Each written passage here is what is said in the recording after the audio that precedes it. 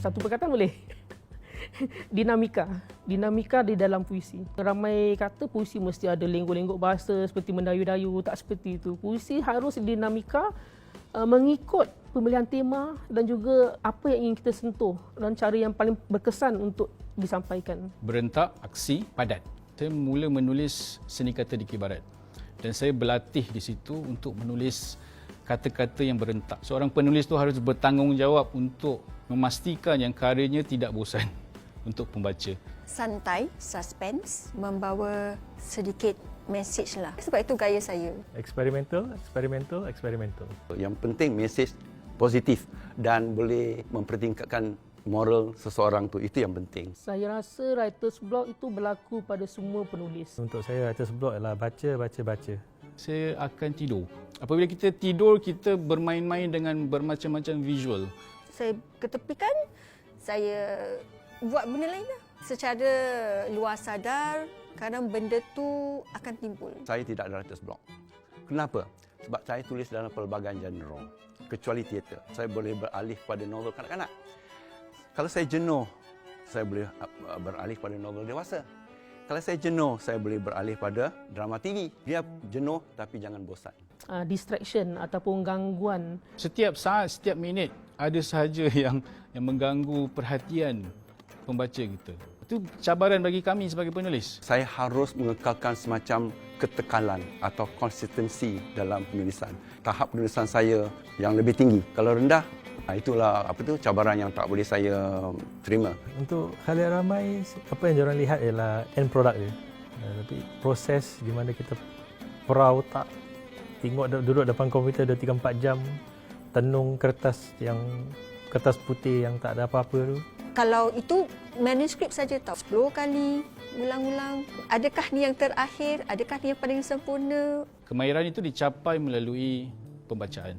Memang orang ada bakat menulis, tapi bakat tu harus diasah. Tapi yang penting mesti ada kesabaran lah. Kita menulis tidak boleh tergesa-gesa. Cerita tu tak akan hasil dalam sekelip mata. Apa cerita pun, walau bagaimana bagus sekali idea tu, kalau mesejnya negatif, sekurang cerita tu sebagai seorang penulis gagal. Kalau ceritanya positif sekalipun, kalau tidak ada kreativiti dan tidak meninggalkan kesan, cerita pun tidak bagus juga. Jadi positif dan berkesan. Memang Pesta Buku Melayu Singapura patut diadakan. Bila dikatakan pasal Pesta Buku, kita akan lihat di seberang tambak. Dan sekarang kita ada di Singapura khas untuk penulis Melayu dan buku-buku Melayu. Memang dah lama saya tunggulah. Mungkin dengan ada Pesta Buku, dia akan meningkatkan kesedaran tentang genre-genre yang baru. Jadi ini satu peluang untuk para penerbit, untuk para penggiat mendepankan karya mereka dan satu platform yang mana saya fikir semua adalah. Ada orang kata, susahlah nak cari buku-buku untuk kanak-kanak. Anak saya cuma baca science fiction. Kata, Singapura pun ada tulis buku science fiction dalam bahasa Melayu.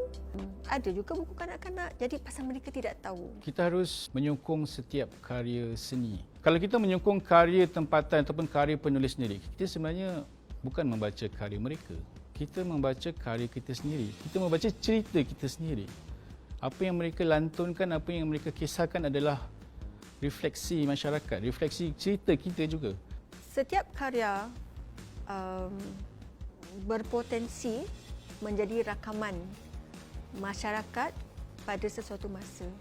Itu perkara yang penting sekali untuk mengekalkan warisan dan juga jati diri masyarakat Melayu.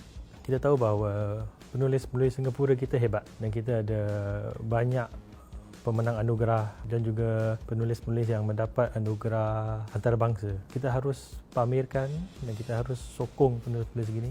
Kalau peminat di luar sana tidak memberi sokongan pada penulis, siapa lagi?